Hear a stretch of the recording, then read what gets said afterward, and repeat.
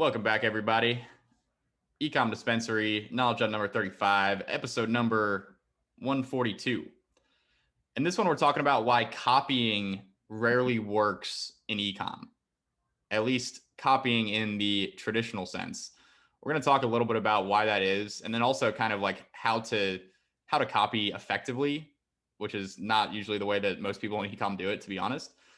But there's a common saying in ecom that's like copy what's already working. And I mean, that's really in business in general, not just ecom.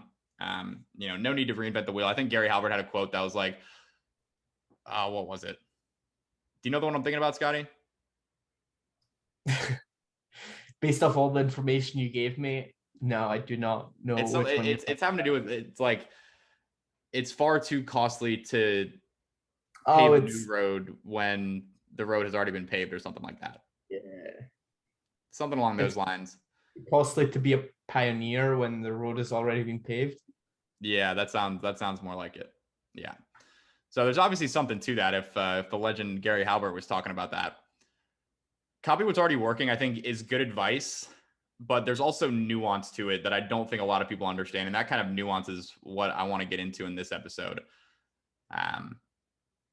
A lot of people, kind of like I was just saying, a lot of people take copy what's already working to mean that they should just find something that's already working, find a successful store, a successful brand, and then basically just do pretty much exactly what they're doing.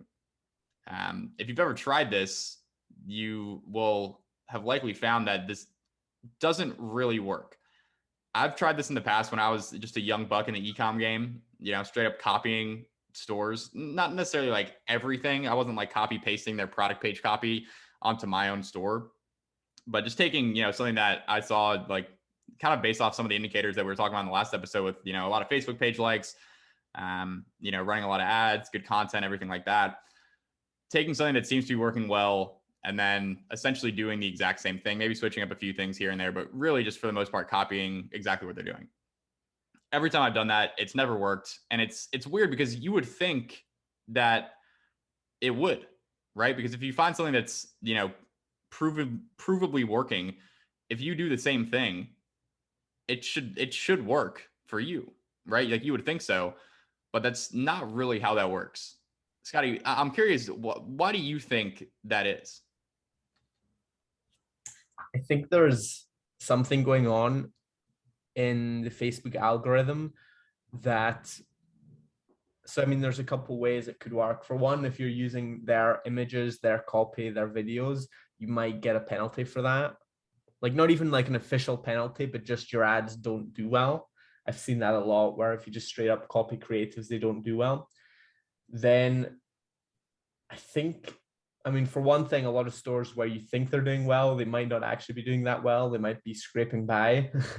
They might be selling or advertising a lot in like internationally, worldwide, and getting a lot of engagement that way, but not necessarily getting a ton of sales. And then I also think that when you are established and you have an established brand, things that work for you will never work or will often not work for the people who just straight up copy you. Even if they do something that's actually objectively better than what we're doing, like people copying us don't get as good results. Mm-hmm. And I think again, there's Facebook data, Facebook algorithm in the back end working in the established brand's favor there, where you have to be considerably better than the established brand in some way to get good results.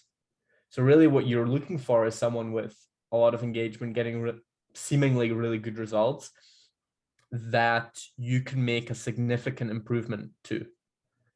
And that's really sort of the where copying works really well, where you think this is doing well, it seems, and I can do way better.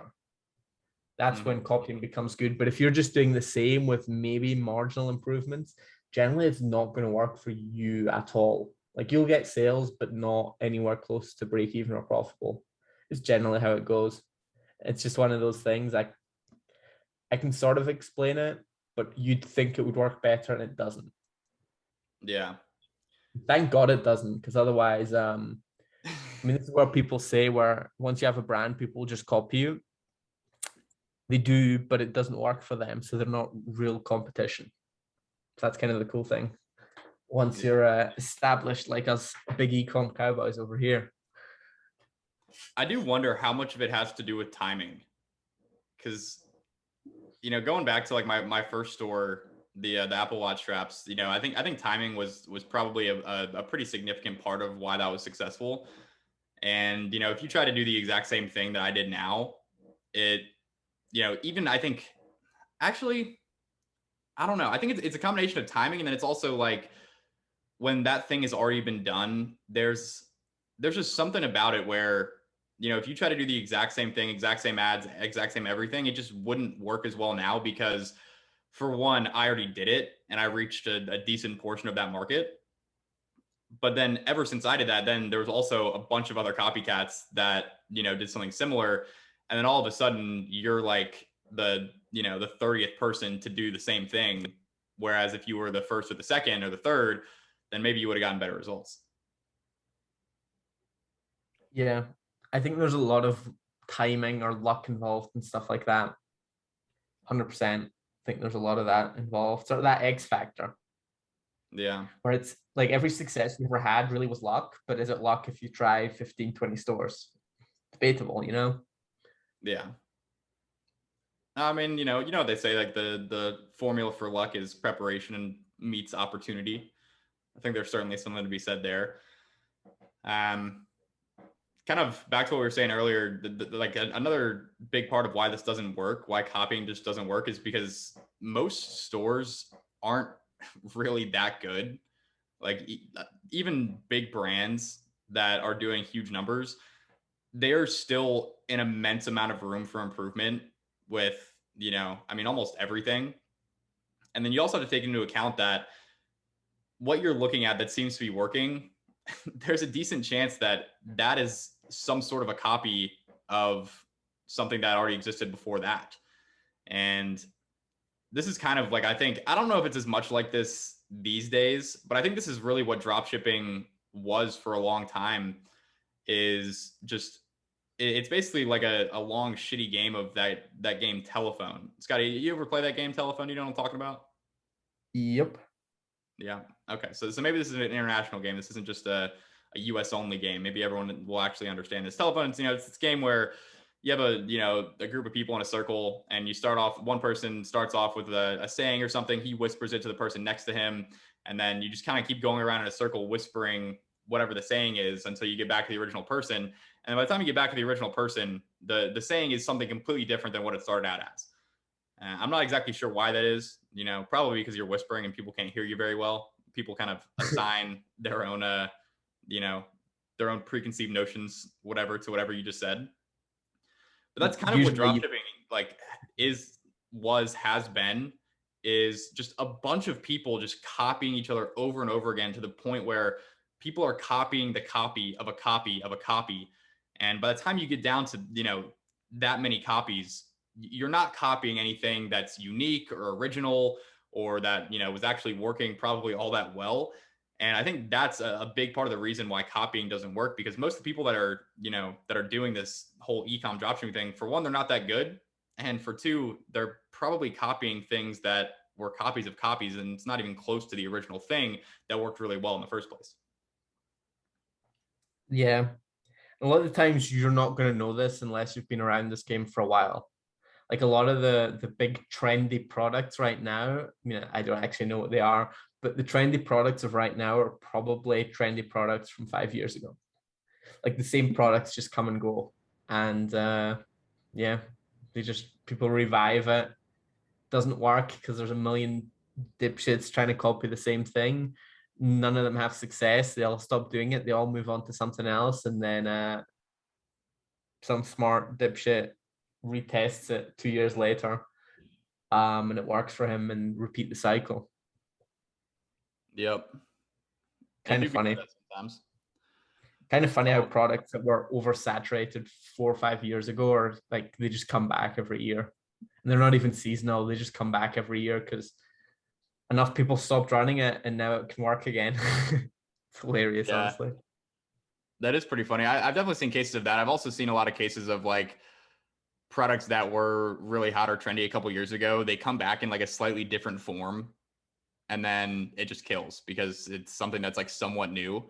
I think there's a huge lesson there because you can do that without changing the actual product. You know, you can take a product that was the exact same product that worked well a couple of years ago, and then, you know, make something new about it, and then voila, it's all of a sudden, you know, a brand new winner. So Something new in the marketing is what you're saying. New yeah, something new in creative. the marketing, a new angle, Yeah. a new market, getting more specific with it. You know, the main things that we kind of are always talking about in terms of like how to differentiate yourself, and you know, do something that's kind of a BOMU is what I've called it in the past, better or more unique. Boom. Okay. Quite a man for the acronyms, our Schmitty. I do like my acronyms. So that's kind of like why copying in ecom rarely works. Now I want to get into how to actually, you know, quote unquote copy in ecom the right way. One of the things that I think is really important is that if you are going to like copy or take inspiration from anything, you really need to make sure that it's something that you're like very confident is doing very well, not just some random store with, you know, maybe say their Facebook page has like 1,000 likes. That's like, you know, obviously that's only one metric, and Facebook page likes are not the only metric that you should be taking into account. But if you're going to copy something, like it should be something that is an absolute killer, something that's bringing in millions and millions of dollars a year, and not just like some dropshipping store that seems to be working okay. I think that's like a really huge part of it is people are copying things that just really aren't that good in the first place. So if you are going to kind of copy or take inspiration from something, make sure that it's something that's actually super strong and doing well. And then the second part of that, I think probably the more important part is don't copy things directly. I think the best way to kind of copy it's not as much to copy, but it's more so to take inspiration from and kind of use that as a foundation to build off of. The way I like to think about this is kind of in terms of like pillars, like the pillars of a foundation. Um, there's, you know, there's certain things in ecom that kind of make up the pillars of an e-commerce business. And the way that we kind of think about this is you have the market, you have the creatives, like the ads. I'd say that kind of all falls into the same category. You have the product that they're running, you have the offer that they're actually, you know, offering for that product. Then you have like, I guess the angle that kind of falls into creatives and ads, but it's kind of a separate thing, that the main angles that they're using in their marketing. Um, Instead of like just looking at a store and being like, okay, they're selling this kitty litter box that doesn't smell or whatever the fuck it is. And just thinking like, okay, so I should sell this product and I should just copy their ads. Like that's probably not going to work. However, you might be able to take a look at what they're doing. And I think this is a really solid practice to get into in terms of like analyzing things that are working. Find something that seems to be working really well and break it down. Think, okay, so what's the product? This is the product. What offer are they running with it? What's their, you know, main angle that they're using in their advertising? How are they doing their creatives? Break these things down into the pillars of what they're doing. And then from there, I think you can use those pillars as inspiration and kind of pick and choose certain things that they're doing. Say, okay, so they're selling this product with this offer to this market with this angle. You could take maybe, okay, so I could sell to this market with this angle, but then you could switch up the product. Or you could say, I could sell the same product, but I could switch up the market that I'm selling to, maybe switch up the angle and, you know, hit a different corner of the market. And there's a lot of different combinations that you can do with this. And I think that this is probably the best way to do it, because while you shouldn't copy what people are doing outright, you also don't want to start completely from scratch when you have no experience, because it's very unlikely that you're going to be able to come up with all of these different pillars and get all of them right, you know, with no experience. So if you can take something that's already working, break it down into the key pillars of what they're doing, and then pick and choose a few of those pillars, switch up some of the other ones. And ideally, you know, you're kind of doing all this with the mindset of, I'm trying to do something that's going to be better, stronger, more unique than what they're doing.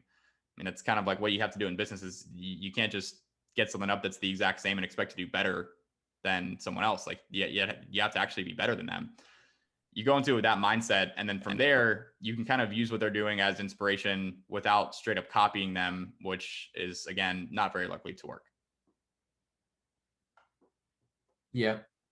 I'd also say you can learn a lot from studying brands in other markets. So not, you don't need to copy what's working in your market. Look at what's working in other markets, maybe highly competitive markets, and take inspiration, learn from that, and apply it to what you're doing. Yep. Can be great with offers, types of creatives, guarantees, how you create urgency, scarcity, how you catch people's attention. Just study, break down people's ads, break down people's funnels, break down people's offers, see what you can learn from them and apply it to your own brand in a different niche. Yep. I think that is great advice. And that's, I mean, that's pretty much it. This is like kind of the whole thing with copying. It's not about copying directly. It's kind of about getting it down to the fundamentals of what they're doing and using those as your kind of foundation. I think that's really like the main point is copying doesn't work outright for the most part, but copying the pillars of what they're doing definitely can work as long as you are, doing something that is not just the exact same. Like just doing something to try to improve on what's already working. That's kind of the name of the game when it comes to ecom. Yes, sir. 100%. Word. You got anything else to add on this one, Scott, man? Nope. Feel free to wrap up. Alrighty, I will feel free. Episode number 142. That has been it, folks. We'll talk to you guys. Excited for this next one. Episode number 143. We'll see you there.